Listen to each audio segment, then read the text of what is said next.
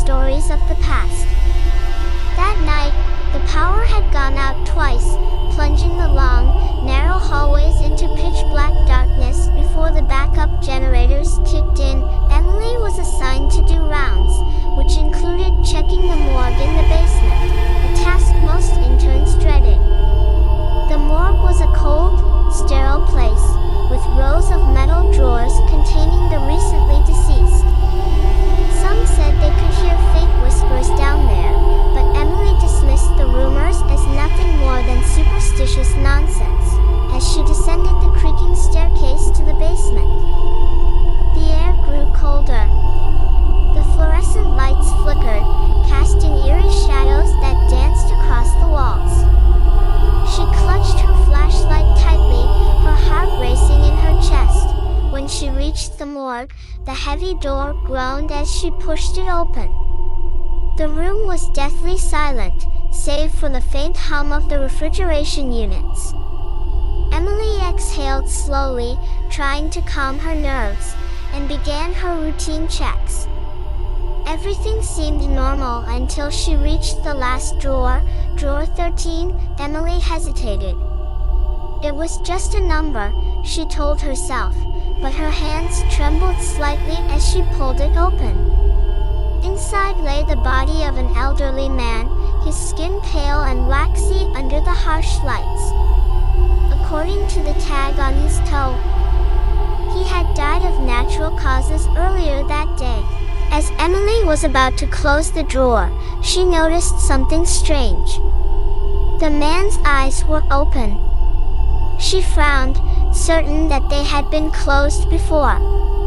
A trick of the light, she thought, but unease gnawed at her. Suddenly, the door to the morgue slammed shut with a deafening bang.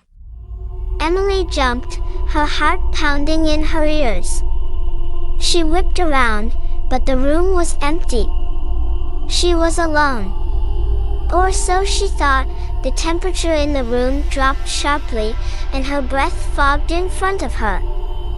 Then, she heard it, a faint, raspy whisper that seemed to come from all around her.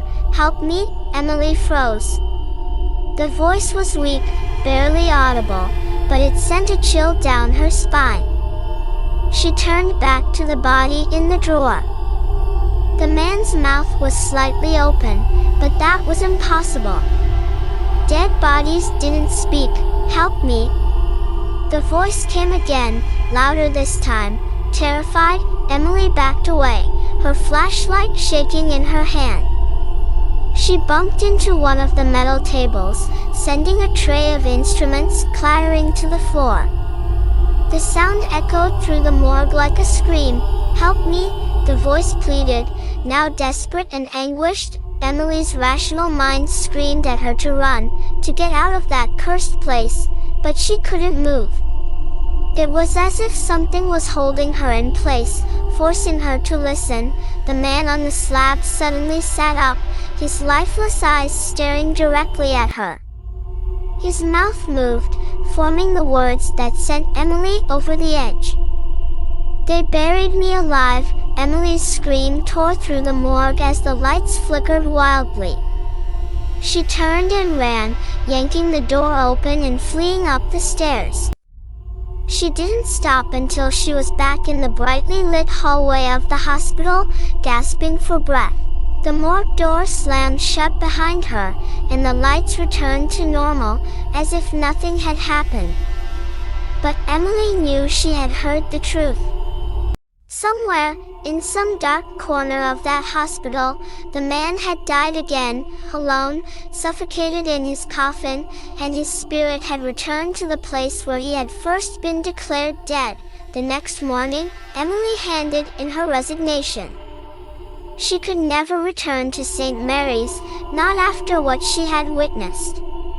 But even as she left the hospital for the last time, she couldn't shake the feeling that the old man's eyes were still watching her, waiting for someone to truly listen to his final plea. And from that night on, drawer 13 remained sealed, no one daring to open it again.